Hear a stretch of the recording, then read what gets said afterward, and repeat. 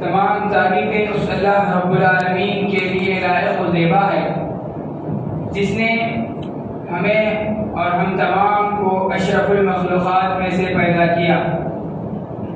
پیدا کرنے کے بعد اس نے ہمیں یوں ہی نہیں چھوڑا، بلکہ اللہ رب العالمین کا ایک بہت بڑا احسان یہ ہے کہ اس نے ہماری زندگی کے اندر بے شمار نعمتوں سے ہم کو نوازا ہے۔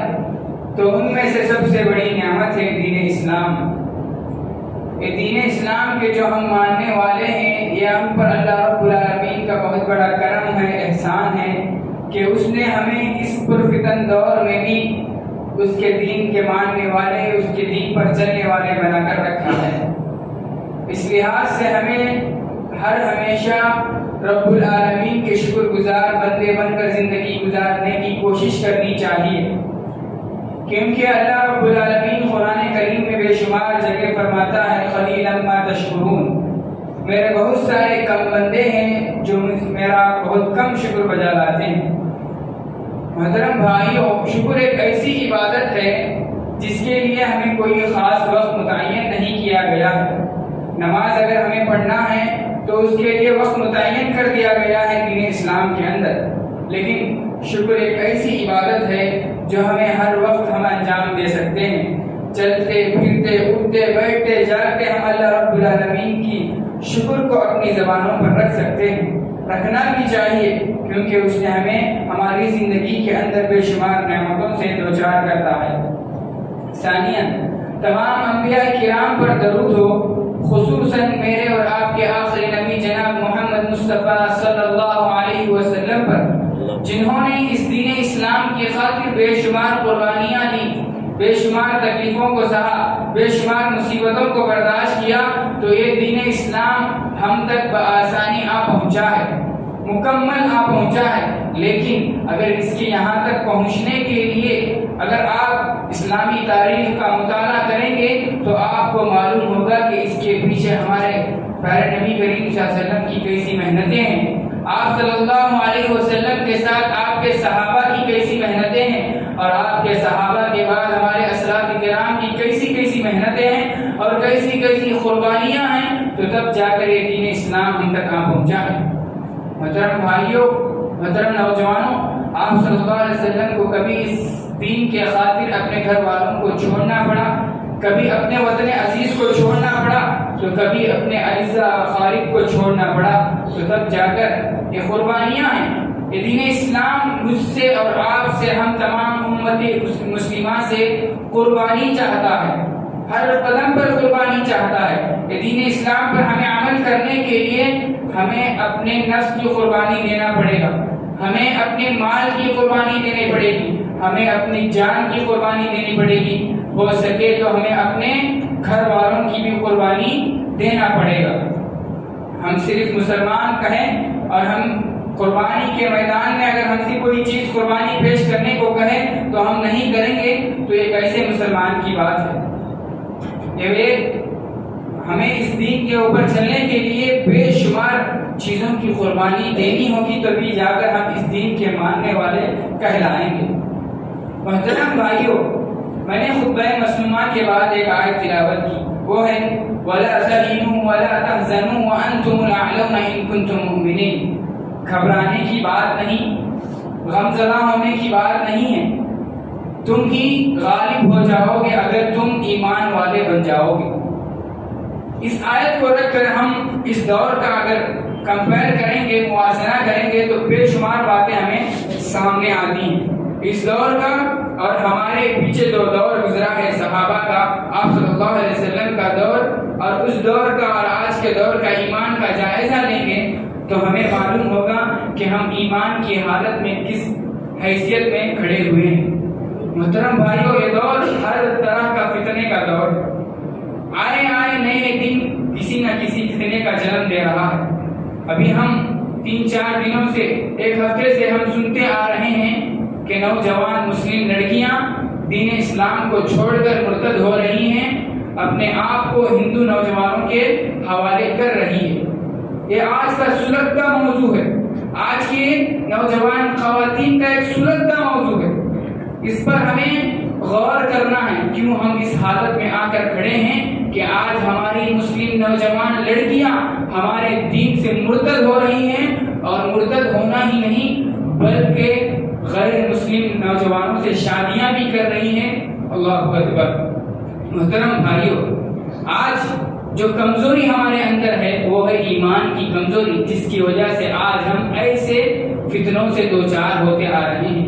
ایمان کی بات اگر آتی ہے تو کہنے والے کہتے ہیں، بے شمار کہتے ہیں، ہم سننے کو بھی تیار ہیں، لیکن بے شمار لوگ یہ بھی کہتے ہیں، بار بار ایمان کی باتیں کی جاتی ہیں۔ محترم بھائیوں، مومن کی یہ عادت ہوتی ہے کہ اس کا ایمان کبھی کم ہو جاتا ہے، کبھی بڑھتا رہتا ہے۔ اس لیے چاہیے کہ ہمیں ہر وقت ہر سیکنڈ اپنے ایمان کا جائزہ لیتے رہنا چاہیے۔ صحابہ کی زندگی کو آپ پڑھ کر دیکھیں تو ان کی ایمان کی قوت کیسی ہوا کرتی تھی۔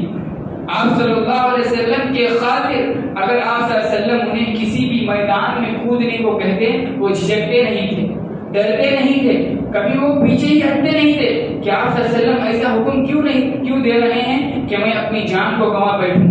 محترم نوجوانوں، محترم بزرگوں، کہنے کی بات یہ ہے کہ ان کے اندر ایمان کی طاقت اتنی ہوا کرتی تھی کہ وہ کسی بھی جنگ کے میدان میں آگے بڑھنے کے لیے کبھی پیچھے ہٹا نہیں کرتے تھے۔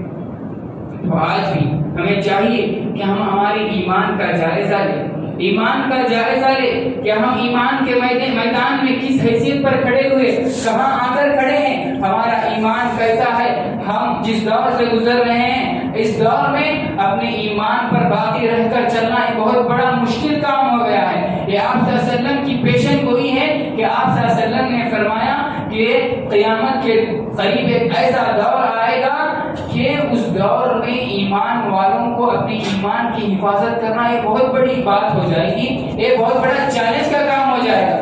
آج وہی دور ہم اپنے آنکھوں سے دیکھ رہے ہیں کہ ہر دن آئے نئے دن فتنوں کا دور ہے، اور ہر دن آنے والا دن ہر مسلمان نوجوان لڑکی اپنے ایمان کو گنوا بیٹھ رہی ہے۔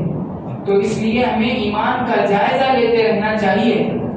محترم بھائیوں، صحابہ کی ایمان کی قوت یہ ہوا کرتی تھی۔ حضرت عمر بن خطاب رضی اللہ تعالیٰ عنہ کو کون نہیں جانتا، ایک ایسے صحابی جس کے تعلق سے آپ صلی اللہ علیہ وسلم نے خود فرمائے کہ اگر میرے بعد کوئی نبی ہوگا تو وہ حضرت عمر بن خطاب رضی اللہ تعالیٰ عنہ ہوں گے۔ ان کی ایمان کی حیثیت دیکھیے، ان کی ایمان کا جائزہ لینے کا طریقہ دیکھیے، ان کی ایمان کی طرف دیکھیے، ان کی ایمان کا ڈر دیکھیے کہ حضرت حذیفہ جس کو آپ صلی اللہ علیہ وسلم راز کی باتیں بتایا کرتے تھے، حذیفہ بن ایمان کو آپ صلی اللہ علیہ وسلم راز کی باتیں بتا کر رکھا کرتے تھے، تو حضرت عمر کو معلوم ہوا کہ آپ صلی اللہ علیہ وسلم نے حذیفہ کو منافق آدمی کون کون ہیں ان کی لسٹ حضرت حذیفہ کو بتائی ہے۔ تو یہ بات حضرت عمر بن خطاب رضی اللہ تعالیٰ عنہ کو معلوم ہوتی ہے، وہ سیدھے اس صحابی کے پاس آتے ہیں اور کہتے ہیں کہ اے حذیفہ، آپ صلی اللہ علیہ وسلم نے تو آپ کو منافقین کی لسٹ بتا کر رکھی ہے، کہیں اس میں دیکھنا کہ میرا نام تو نہیں ہے۔ کیسا ایمان دیکھیے، کیسے ایمان کی طرف دیکھیے، اور ہم کس دور پر کھڑے ہوئے ہیں، کس درجے میں ہم کھڑے ہوئے ہیں۔ ویسے صحابہ جن کی زندگی میں خود آپ صلی اللہ علیہ وسلم اور اللہ رب العالمین نے خود بشارت دے دی کہ یہ جنت کے مستحق ہیں، اللہ رب العالمین ان سے راضی ہو گیا ہے، اور وہ اللہ رب العالمین سے راضی ہو گئے۔ ابھی کس بات کا ڈر تھا ان کو؟ اس بات کے، اس جنت کی خوشخبری ان کے ہاتھ میں رکھتے ہوئے، جنت کی سرٹیفکیٹ ان کے جیبوں میں رکھتے ہوئے بھی وہ جا کر پوچھتے ہیں کہ منافقین کے لسٹ میں کہیں عمر کا نام تو نہیں آ گیا۔ محترم بھائیوں، ایسا ایمانی قوت ہمارے اندر پیدا کرنے کی ضرورت ہے۔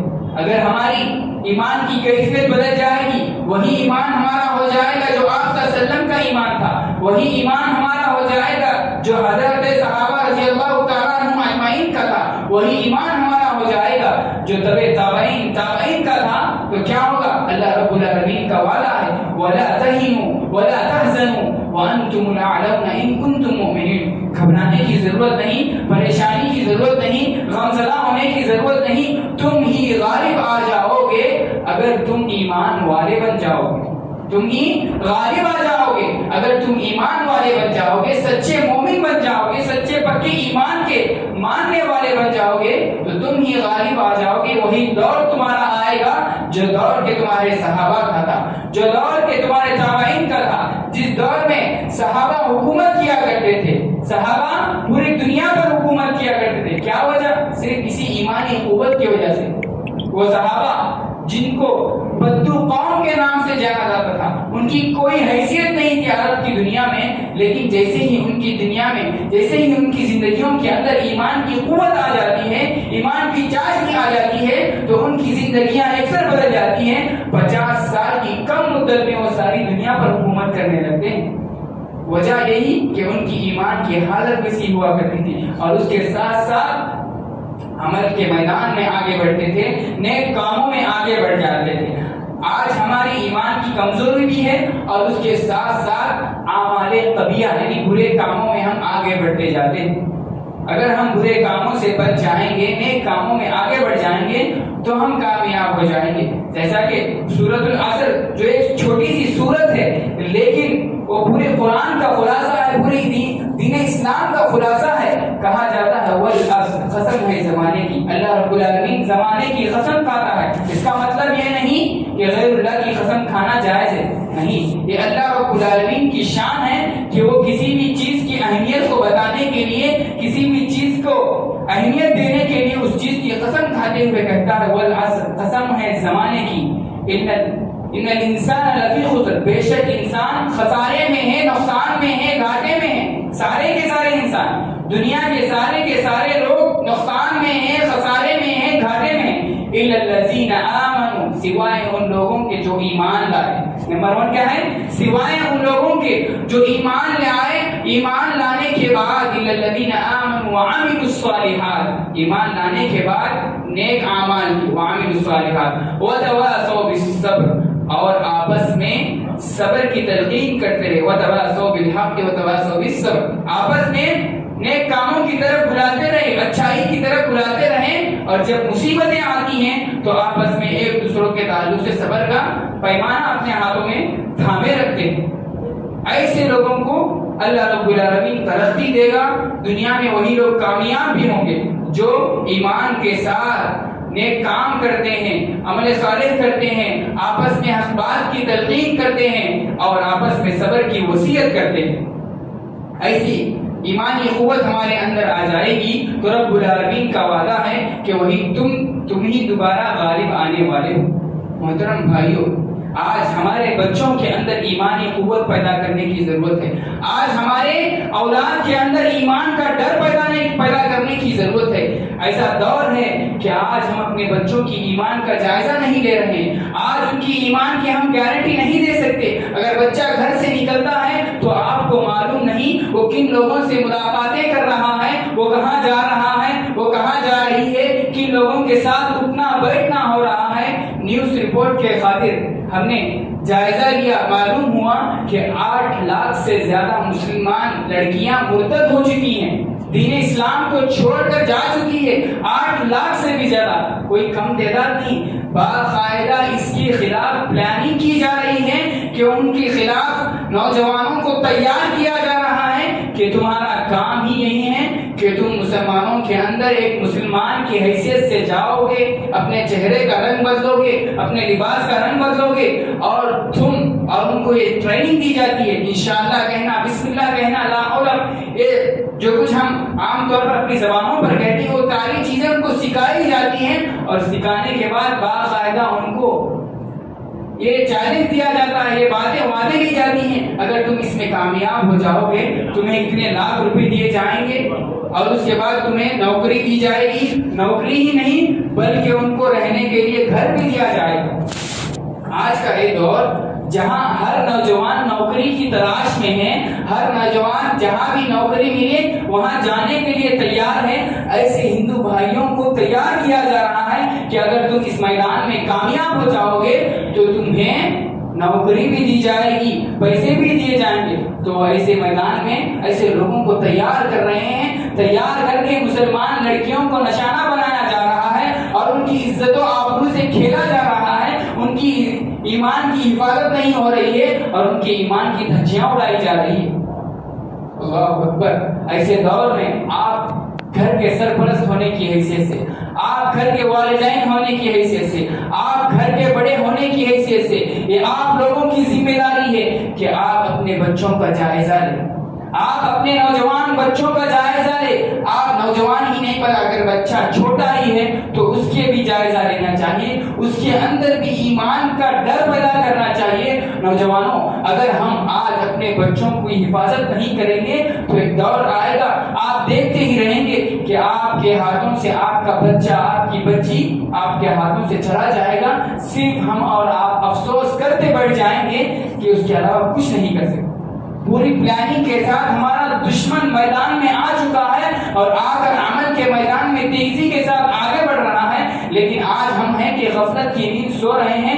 ہمارے بچوں کا جائزہ لینا ہماری ذمہ داری بھی نہیں ہے، ہم اس کی طرف سوچ بھی نہیں رہے ہیں۔ محترم بھائیوں، اگر آپ اپنی اپنے بچوں کو پڑھانا چاہتے ہیں تو پڑھائیے، پڑھانا اچھی بات ہے، لیکن ایسے جگہ پڑھائیے جہاں ان کی ایمان کی حفاظت کی جا رہی ہو۔ مخلوط تعلیم جہاں دونوں کو ملا کر پڑھایا جاتا ہے، ایسے جگہ آپ اپنی بچی کو نہ بھیجیں، آپ اپنے نوجوان لڑکے کو نہ بھیجیں، ایسے کالجوں میں آپ اپنے بچوں کو نہ پڑھائیں۔ کیوں؟ ایسی جگہ پڑھانے سے ان کی ایمان کی حفاظت نہیں ہو رہی ہے۔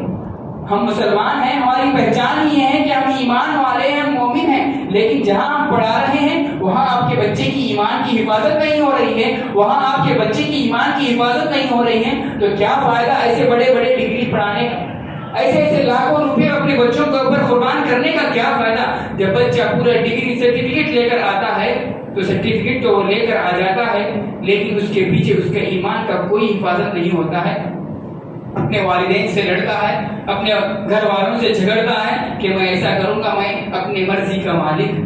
محترم بھائیو، جہاں مخلوط تعلیم، جہاں دونوں کو ملا کر پڑھایا جاتا ہے، ایسے جگہ آپ اپنے بچیوں کو نہ بھیجیں۔ ایسے کالجز بھی ہے جہاں صرف لڑکیوں کی تعلیم ہوتی ہے۔ اگر آپ کی بچیاں اگر ہندو لڑکیوں سے بھی اگر دوستانہ تعلق رکھتی ہیں تو ان لوگوں کا بھی جائزہ آپ کو لینا ضروری ہے آج کے دور میں۔ ایسا نہیں کہ میری بچی ایک لڑکی ہی سے دوستی کر رہی، ایسا بیٹھ کر ایسا گمان رکھ کر آپ اگر خاموش ہوتے ہیں تو ایسا خاموش ہونا یہ آپ کے لیے فائدہ مند نہیں ہوگا۔ اگر آپ کی بچی، آپ کی لڑکی ہندو لڑکیوں سے دوستی کر رہی ہے تو ان کے دوستوں کو آپ اپنے گھروں میں بلائیے، ان کے اخلاق کو دیکھیے، وہ کیسے رہ رہے ہیں، ان کے لباس کا طریقہ کیا ہے۔ آج دیکھیے مسلمان لڑکیاں برقع پہن کر تو کالج کو جا رہی ہیں، برقعے پہن کر تو کالج کو جاتی، جیسے کالج کو جاتے ہیں ان کا برقع اتر جاتا ہے، وہاں بے حیائی عام ہوتی ہے، آپس میں ملنا ملاپ سب کچھ ہوتا ہے۔ ایسے جگہ آپ اپنے بچوں کو پڑھانے سے فائدہ کیا ہوگا؟ دنیا تو آپ کو مل جائے گی، دنیا کے ساتھ ساتھ دنیا بھی برباد ہو رہی ہے ایسے لوگوں کی، لیکن ایمان کی کوئی گارنٹی نہیں۔ اس کے لیے چاہیے کہ جہاں آپ پڑھا رہے ہیں، جن کے ساتھ آپ کے بچوں کا اٹھنا بیٹھنا ہو رہا ہے، تو آپ کو چاہیے ان لوگوں کا جائزہ لے کہ اگر غلط رخ پر چل رہے ہیں تو ان کو ڈرائیں، ایمان کی باتیں بتائیں، صحابیات کی زندگی کو پڑھا کر ان کے سامنے رکھیں، صحابیات کے واقعات کو ان کو سمجھائیں کہ ہمارے صحابیات ایسی زندگی بسر کیا کرتی تھی، ہمارے صحابہ ایسی زندگی بسر کیا کرتے تھے۔ اگر ایسے ایمانی قوت کے ذریعے سے ان کی تربیت کی جائے گی تو وہ لوگ سوچیں گے، سمجھیں گے اور اپنی زندگی کو آگے بڑھانے کی کوشش کریں گے۔ اور اس کے بعد جو دوسری بات ہے، آج ہم اور آپ اختلافات و انتشار میں پڑے ہوئے ہیں، آج ہم اور آپ اختلافات میں پڑے ہوئے ہیں۔ اللہ رب العالمین نے تو ہمیں مسلمان کہا ہے، ہمیں اور آپ کو مسلمان کے نام سے جانا جاتا ہے۔ ہمیں اور آپ کو چاہیے کہ ایک اچھے سچے مومن بن کر اچھے مسلمان بننے کی کوشش کرے۔ بیکار کے اختلافات میں وہ ایسا ہے، وہ مسلک والے ایسے ہیں، یہ مسلک والے ایسے ہیں۔ اللہ رب العالمین کل قیامت کے دن یہ سوال نہیں کرے گا کہ آپ کس مسلک کے ماننے والے ہیں، آپ کو ضرور یہ سوال کرے گا کل قیامت کے دن رب العالمین تم نے زندگی کے اندر ایک مسلمان بن کر زندگی گزاری ہے یا نہیں، ایک مومن کی حیثیت سے زندگی گزاری ہے یا کہ نہیں۔ اس سے سوال کیا جائے گا، اس سے سوال کیا جائے گا۔ اگر آپ کو اچھے مسلک بن کر زندگی گزارنا ہے تو آپ کے پاس دو ہی طریقے ہیں، اللہ رب العالمین کے کتاب اور اس کے ساتھ ساتھ آپ صلی اللہ علیہ وسلم کا طریقہ۔ یہ دونوں کو تم اگر مضبوطی سے کے ساتھ تھامے رہو گے تو آپ کو ایمان کا کوئی اختلاف میں پڑھنے کی ضرورت نہیں، کوئی اختلاف میں پڑھنے کی ہی ضرورت نہیں، بیکار کے مسائل میں پڑھنے ہی کی ضرورت نہیں۔ صرف قرآن کو پڑھیے اور آپ صلی اللہ علیہ وسلم کے طریقے کو اپنی زندگی کا ایڈیل بنا لیجئے تو آپ کبھی اختلافات اور انتشارات میں نہیں پڑو گے، آپ کی زندگی کامیاب ہو جائے گی، آپ مسلمان کی حیثیت سے کامیاب ہو جاؤ گے۔ اور اس کے ساتھ ساتھ اور ایک بات وہ ہے تعلیمی میدان. آج کے دن 10th کا رزلٹ آنے والا، آپ کے بچوں کا 10th کا رزلٹ آنے والا، آپ اپنے بچوں کا جائزہ لینے والے ہو، آپ اپنے بچوں کا جائزہ لینے والے. جو بچے اچھے نمبرات سے کامیاب ہوتے ہیں تو ان کی حوصلہ افزائی کرنا یہ آپ کی ذمہ داری ہے. حوصلہ افزائی میں اتنا آگے نہیں بڑھ جانا کہ تو اچھے نمبرات سے کامیاب ہو گیا، میں تجھے ایک اچھا اینڈرائڈ فون خرید کر دے دوں گا. یہ فون جس کے ذریعے سے آج ہم ہر فتنے میں ہیں، جیب میں رکھتے ہیں، لیکن دنیا کے کوئی سی بھی کونے میں جانے کی ضرورت نہیں گناہ کرنے کے لیے، بلکہ اسی کے ذریعے سے گناہ ہو جاتا ہے. آپ اپنی بچی کو، آپ اپنے بچے کو فون دے رہے ہیں، لیکن وہ آپ کے گھر میں ہی رہے گا، لیکن وہ گھر میں رہتے ہوئے ہی اس کے ایمان کی حفاظت نہیں ہوگی، وہ دنیا کے بازار میں اس کی نیلام ہوتی رہے گی. آپ کی بچی آپ کے بند کمرے میں رہے گی، لیکن آپ کبھی یہ خوش فہمی میں نہ رہیں کہ میری بچی کے پاس ہم نے تمام حفاظت کی چیزوں کو رکھ دیا ہے، وہ گھر کے اندر محفوظ ہے. ہرگز نہیں. اس کی عزت کی دھجیاں بازاروں میں اڑائی جا رہی ہوگی، اس کی عزت بازاروں میں پہنچ جائے گی اس موبائل فون کے ذریعے. اگر آپ اپنے بچوں کو کامیابی کے طور پر کامیاب ہو رہا ہے تو اس کو بتائیے تو نے اچھا کامیابی حاصل کیا ہے، اچھی چیزیں دلانے کی کوشش کریں، کتابیں دلانے کی کوشش کریں، اسلامی کتابیں دلانے کی کوشش کریں. کبھی آپ نے اپنے بچوں کو 300 کتابیں دلائی ہیں دینی تعلیم کے حساب سے؟ دینی تعلیمات کے حساب سے کبھی ہم نے کتابیں دلائی؟ دنیاوی تعلیم کے لحاظ سے تو ہم 20,000 50,000 کی کتابیں تو ان کو دلاتے ہیں. دینی تعلیم کی حیثیت سے کبھی ان کو آپ نے اچھی تعلیم، دین کی تعلیم کے حساب سے 50 روپے 100 روپے 200 روپے کی کتابیں کبھی ہم نے اپنے بچوں کو دلائی ہیں؟ سوچنا چاہیے، سوچنے کا مقام ہے. اگر آپ کا بچہ، آپ کی بچی کامیاب ہوتی ہے، مبارکباد کے لائق ہے، آپ مبارکبادی دیجئے، کہیں گھومنے پھرانے کے لیے لے جائیے، کھلانے پلانے کے لیے جائیے، لیکن ایسی چیزوں چاہیے کہ تیرے بڑے بھائی کی طرح تو زیادہ محنت کرنا ہے اور محنت کرنا ہے اور زیادہ محنت کرنے کی ضرورت. ایسا نہیں وہ اچھا پڑھنے والا تو پڑھتا نہیں، تو کبھی ہمیشہ پیچھے ہی رہتا ہے. اس کی وجہ سے اس بچے پر غلط اثر ہوں گے، غلط اثرات آئیں گے. میرے والدین ہمیشہ مجھے ٹھوستے رہتے ہیں، مجھے برا بھلا کہتے ہیں، پڑھنے میں کمزور ہوں. اس کا ذہن بدل جائے گا، پڑھنے کی طرف وہ توجہ نہیں دے گا، وہ دوسرے مصروفیات ڈھونڈنے کی کوشش کرنے لگے گا. ایسا ہرگز نہ کریں. اگر کوئی ناکام ہوتا ہے تو ناکامی کامیابی کی پہلی سیڑھی ہے. ہر کوئی آدمی پہلے ہی کامیاب نہیں ہو جاتا، ہر کوئی آدمی کامیابی کے طرف آگے بڑھتے ہوئے نہیں چلے جاتا. ناکامی کامیابی کی پہلی سیڑھی. اگر ناکام ہوتے ہیں تو ان کو سمجھانا چاہیے کس وجہ سے تو ناکام ہوا ہے، تیرے اندر کیا کمزوری ہے کہ تو نے آج اس سبجیکٹ کے اندر کم نمبر لایا، تیرے اندر کیا کمزوری آئی ہے جس کی وجہ سے تو نے آج اس مادے میں، اس سبجیکٹ میں فیل ہو گیا. تو اس کو پوچھنا چاہیے کیا وجہ تھی، کیا کمزوری، کیا پریشانی تھی. ایسا نہیں ڈانٹے ڈپٹے صبح سے دن تک اس سے بات چیت نہ کریں، اس کو الگ کر دیں، اس سے بات چیت نہ کریں، اس کو الگ کمرے میں رکھ دیں، اس کو باندھ کر رکھ دیں. چھٹیاں میں تجھے کہیں نہیں بھیجوں گا، گھر میں رکھ دوں گا، باندھ کر رکھ دوں گا. ایسا ہرگز سے کوئی مسئلہ حل ہونے والا نہیں ہے. اس کے لیے چاہیے کہ الگ مسائل کو جانچنے کی کوشش کرے، اس کا کیا مسئلہ ہے، اس کی کیا دلچسپی ہے، وہ کیا چاہتا ہے، کیا پڑھنا چاہتا ہے، کیا بننا چاہتا ہے. ان تمام چیزوں کو غور کر کے اس کو تربیت کرنے کی کوشش کریں.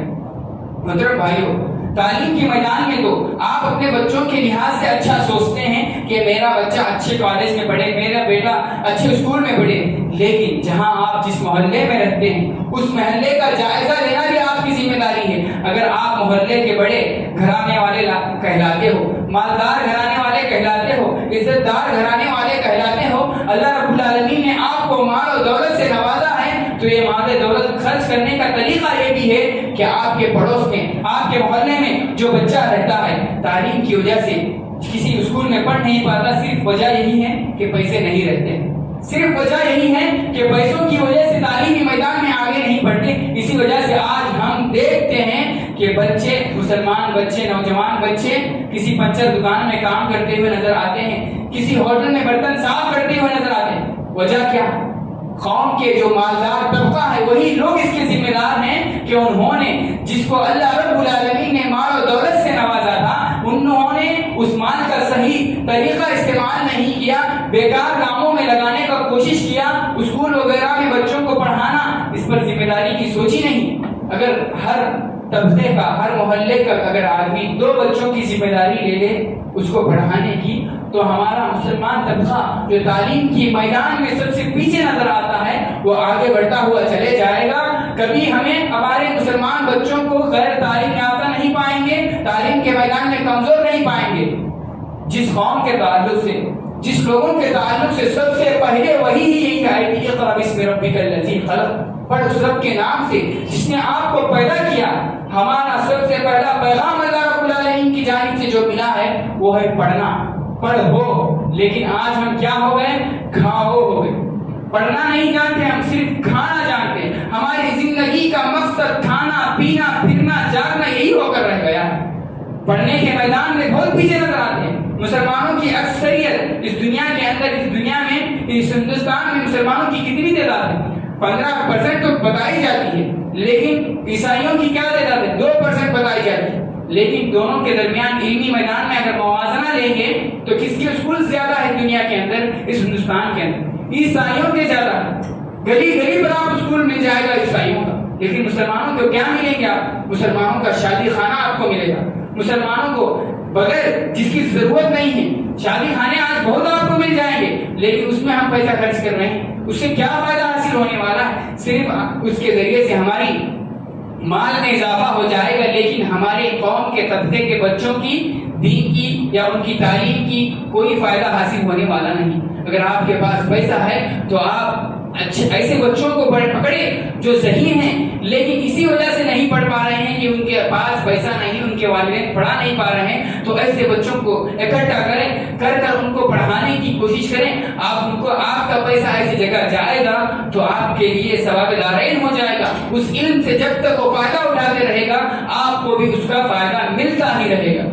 ایسے بچوں کو تلاش کریں، ان کے ذریعے سے، اس کے ذریعے سے ان کی تعلیمی میدان کو آسان کرنے کی کوشش کریں۔ اور اس کے بعد آخری پوائنٹ وہ بتا کر میں اپنی بات کو ختم کرنے کی کوشش کروں گا، وہ ہے ہم اس دنیا کے اندر آئے ہیں تو اس دنیا کے اندر آنے کا ایک مقصد ہے، وہ ہے رب العالمین کی عبادت۔ یہ رمضان کا مہینہ جو ہم نے اور آپ نے عبادتوں میں گزار کر جس رمضان سے ہم رخصت ہو کر عام زندگی میں آ گئے، عام مہینے کے اندر آ گئے ہیں، تو اس سے کسی نہ کسی کا سبق حاصل ہونا چاہیے، اس مہینے کا فائدہ ہمیں ملنا چاہیے۔ اس مہینے سے ہم سے یہی سب سے بڑا فائدہ یہ ہوتا ہے کہ رب العالمین کا ڈر ہمارے دل میں پیدا ہونا چاہیے۔ اس پورے مہینے کا پہلا مقصد یہی ہے کہ ہم اللہ رب العالمین کے متقی بندے بن جائیں، رب العالمین کے ساتھ ڈر کر زندگی گزارنے والے بندے بن کر زندگی گزارنے کی کوشش کریں۔ اس دنیا کے اندر آنے کا مقصد بھی یہی ہے کہ رب العالمین کا عبادت کرنا، اس کی عبادت کر کر اپنی زندگی کو آگے بڑھانے کی کوشش کرنا، صرف یہی مقصد ہے ہمارے اس دنیا کے اندر آنے کا۔ اس کے بعد جو مقاصد ہے وہ مقاصد تو ہم نے اور آپ نے بنائے ہیں، یہ مقصد میرا ہے، یہ مقصد آپ کا ہے، لیکن رب العالمین نے یہ مقصد نہیں بنایا۔ رب العالمین نے یہی مقصد بنا کر ہمیں یہاں مبعوث کیا، یہاں بھیجا ہے کہ ہم اس کی عبادت کریں گے اور اس کے ساتھ کسی کو شریک نہیں کریں گے۔ مسجدوں کو آباد کرنا چاہیے محترم بھائیوں۔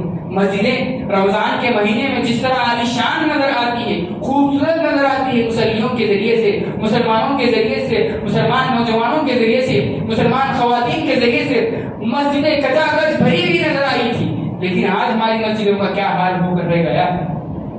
سوچے، اس پر سوچ کر اپنی زندگی کو آگے بڑھے۔ اسی مسجد میں جہاں آج آ کر آپ جمعہ کی نماز ادا کرنے کے لیے بیٹھے ہیں، تو کیا یہ مسجد صرف اسی وقت کے لیے بنائی گئی؟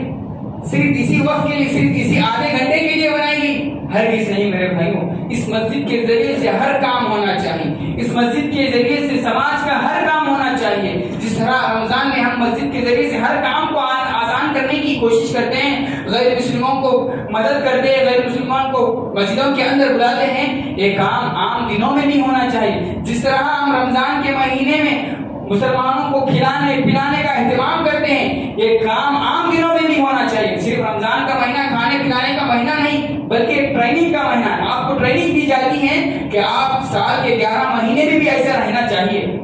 صحابہ کی زندگی کو آپ پڑھ کر دیکھیں تو آپ کو معلوم ہوگا کہ صحابہ عام دنوں میں بھی، جس کے پاس مال تھا، دولت تھا، رب العالمین نے نوازا تھا، ایسے صحابہ کیا کیا کرتے تھے؟ آتے آتے کھجوروں کا گلہ لے کر آ جایا کرتے تھے مسجد نبوی کو کھجور کا گلہ لے کر مسجد نبوی کے صحن میں لٹکا دیا کرتے تھے۔ کیوں؟ اس دور میں بھی ایسے غریب صحابہ رہا کرتے تھے جن کے پاس اگر کھانے کے لیے کچھ ہوتا تو کھا لیتے ورنہ خاموش ہو جاتے. وہ غریب صحابہ مسجد نبوی کو آتے اور آ کر اس کھجور کے ذریعے سے اپنا پیٹ بھرا کرتے تھے. جس طرح ہم رمضان میں وہ کام کرتے ہیں یہ کام عام دنوں میں بھی کریں. عام دنوں میں بھی اگر کریں گے, جو آدمی غریب مصلی ہے جس کے پاس کھانے کے لیے سامان نہیں ہے وہ آئے گا, کھانے کی حیثیت سے تو مسجد کو آئے گا, مسجد کو آ کر کچھ نہ کچھ سبق حاصل کر کے جائے گا. کبھی آپ آئیں موز لے کر آ جائیے, کبھی بسکٹ وغیرہ لا کر مسجد کے ذمہ داروں کو دے دیجیے. یہ کام آپ یہ اناج ہم نے لایا ہے آج مصلیوں کے درمیان تقسیم کر دیں تو یہ بہت بڑا ثواب کا کام ہو جائے گا. غیر مسلم کو بھی مسجد کو لانے کی کوشش کرے. اس کی وجہ سے کیا ہوگا, اس کے وجہ سے جو غیر مسلمانوں کے اندر مسجدوں کے تعلق سے غلط وسوسے آئے, غلط خیالات ہیں, وہ دور ہو جائے. وہ سمجھتے ہیں کہ مسجدوں کے اندر بڑے بڑے ہتھیار ہوتے ہیں, بڑے بڑے ہتھیار ہوتے ہیں, تلوار ہوتی ہے. یہاں کون سا تلوار رکھا گیا؟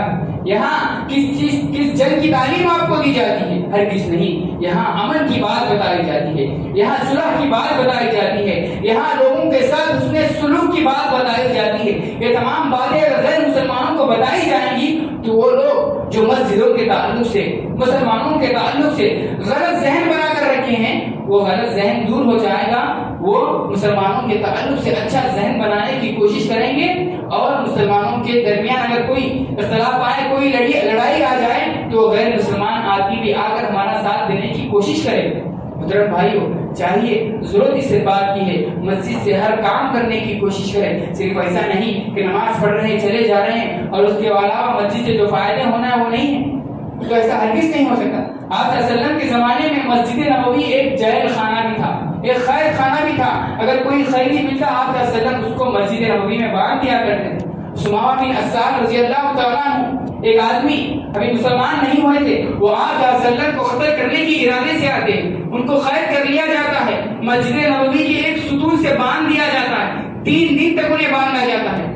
وہ آپ صلی اللہ علیہ وسلم نے سمجھاتے ہیں, سمجھتے نہیں. آپ صلی اللہ علیہ وسلم سے وہ کہتے ہیں اس روئے زمین پر میں تمہارے سے زیادہ برا چہرہ نہیں دیکھا.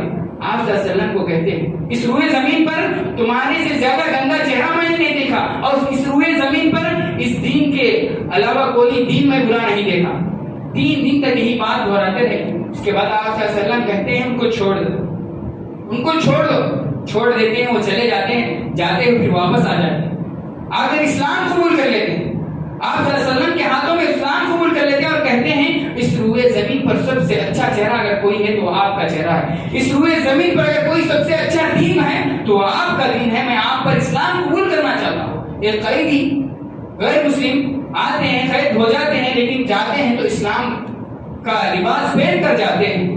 ایسے کام مسجدوں سے ہونا چاہیے, اور مسجدوں میں مکتب کا انتظام بھی ہونا چاہیے جہاں سے ہمارے نونہال بچوں, چھوٹے چھوٹے بچوں کی تعلیم کی جاتی ہو. آج کے دور میں بچوں کی بچپن ہی سے تربیت کرنا یہ بہت اہم کام ہے.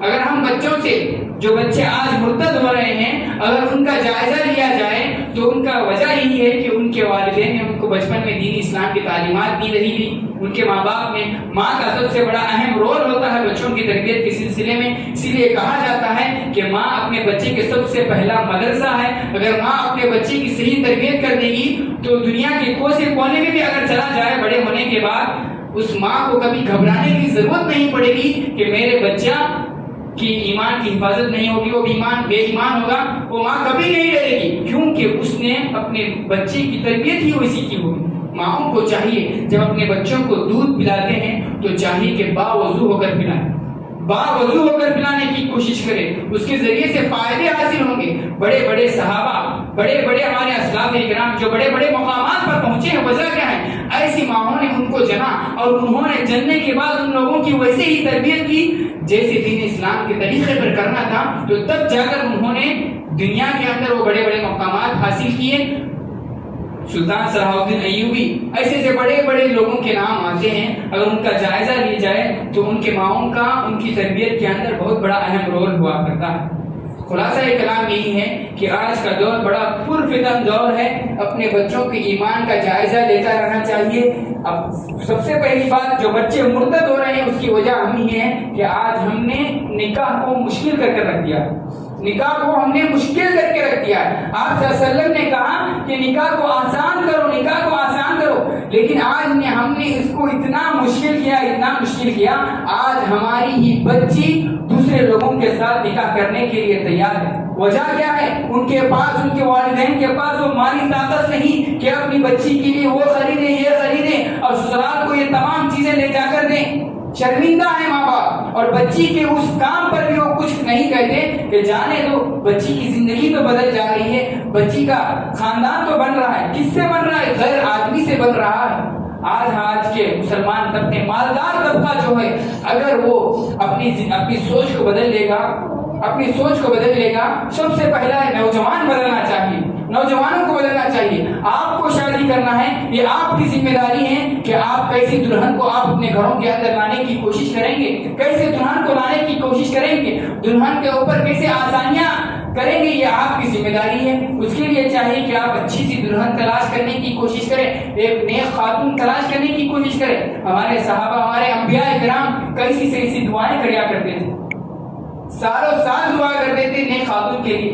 اس دنیا کے سب سے اچھا سامان اگر کوئی ہے تو المرأۃ الصالحہ، نیک عورت. آپ کو اگر نیک عورت مل جاتی ہے تو آپ یہ سمجھ لینا چاہیے کہ آپ کو دنیا کا سب سے بہتر سامان مل گیا ہے، آپ کی زندگی کا بہترین سامان مل گیا ہے. اس سے کیا حاصل ہوگا؟ گھر کے اندر خوشحال آ جائے گا، خوشیاں آ جائیں گی، آپ اور آپ کی بیوی کے اندر خوشیاں ہی خوشیاں ہوں گی. گھر کے اندر کوئی اختلافات نہیں ہوں گے. آئے دن لوگ شکایت کرتے ہیں کہ ہمارے میاں بیوی، ہماری بیوی ہماری بات نہیں مانتی. وجہ کیا ہے؟ آج ہم نے اپنے گھروں کا ماحول اسے بنا کر رکھا ہے کہ آج ہم اپنے گھروں کو قبرستان بنا کر رکھا ہے.